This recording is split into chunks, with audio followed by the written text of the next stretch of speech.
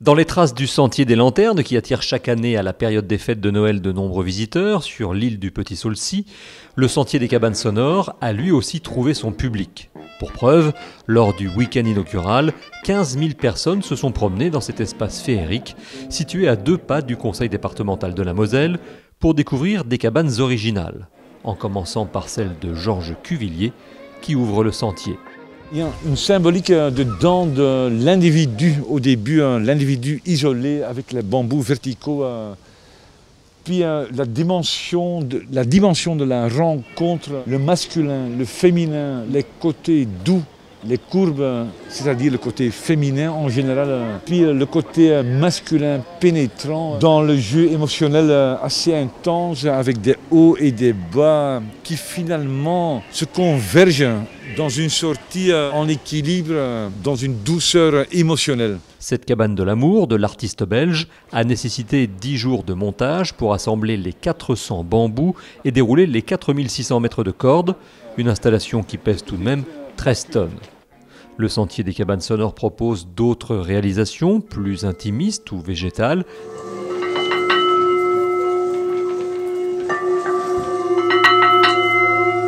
Ici, changement de décor avec Conque, la cabane réalisée par Vivian Muller, qui rêve, ni plus ni moins, d'amener la mer en Moselle. Donc on a une structure en acier qu'on voit ici. Après, on va recouvrir avec de l'osier qui va être tressé tout autour des côtes et qui va refermer très légèrement la cabane. À l'intérieur, on voit qu'on a un cylindre, c'est en fait une table qui bascule sur laquelle il y aura plein de petites billes qui vont reproduire le bruit de la mer en fait.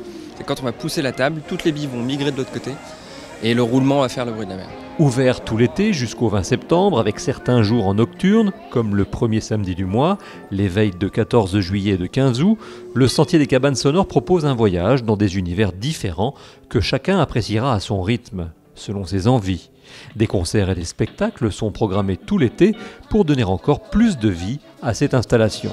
On s'est emparé du centre-ville de Metz en relation étroite avec la ville de Metz, je crois qu'il faut le dire, puisque ce site est une propriété de la ville de Metz qui nous a mis à disposition et il est ouvert aujourd'hui, il le sera durant plusieurs mois jusqu'en septembre, ouvert au public gratuitement, à la fois par un espace d'un sentier qui produira du son, puisque c'est un sentier des cabanes sonores, mais aussi qui produira de l'animation culturelle. Et puis nous accueillerons les enfants, puisque tout cela est mis sous l'égide de la jeunesse et de l'enfance.